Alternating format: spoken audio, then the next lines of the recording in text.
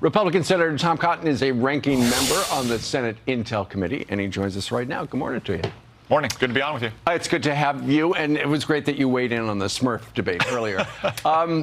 So, you know, one of the things Joe Biden was just talking about is the ability for our militaries to pick up the phone and say, hey, what are you doing over there? They stopped cooperating with us after Nancy Pelosi went to Taiwan last year. That's a good thing, right? Well, what Joe Biden has projected all year long, though, is this desire to have any small indication of progress, just the fact that they want to pick up the phone.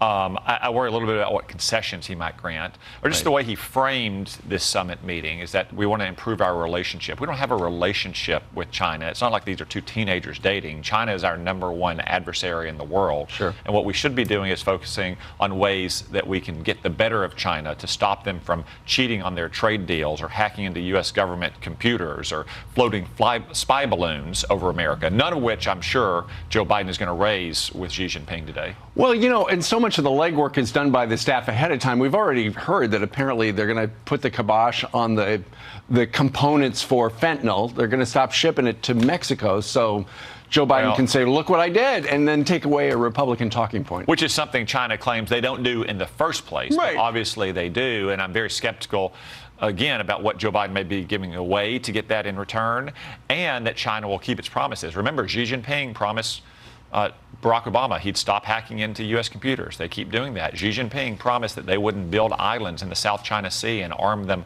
with missile systems, and they're doing that as well. So you cannot trust Chinese communists to keep their word. Okay, let's talk a little bit about you. You have been working on a bill with Tim Kaine to study the effects of cell phones on kids in schools. Thank you. What will it do? Well, I think the effects of cell phones in schools have been very detrimental. Most studies show that kids are distracted, that they're not focused on learning, that they're not focused on building friendships with each other. It's hard on teachers because they become the phone police. So Sure. In the studies I've seen, that if school phones are checked at the front door and kids don't get them until the end of the day or not even brought into school, it's back to a positive learning environment where kids can focus on studying, and then in between classes and at lunch they can focus on building solid friendships. Now, as a federal government, we shouldn't mandate that phones can't be in school, but Right. what we can do is provide funds for a pilot program that will help schools offset the costs of setting up, say, phone lockers at the front of the school, Right. and then that'll produce more cases that people can study. Hopefully that'll show the positive effects of taking cell phones off of campuses, so more schools across the country will take that step and kids can get back to learning and making friends, not spending all day long texting and on social media. I think that's a great idea, and looking at cat videos and stuff like that.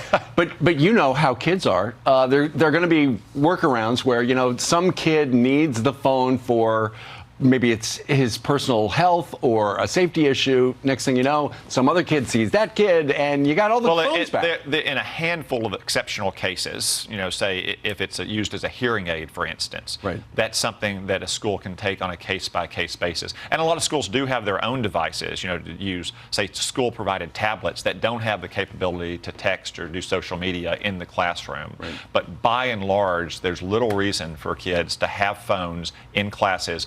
We all got by without them. Kids today can get by without them. Most kids will tell you once they're off the phones, it actually makes them feel better too. I'm a little older than you. When I was in school, I had a personal telegraph right there at my desk. All right, Senator, thank you very much. Thank you. A real pleasure.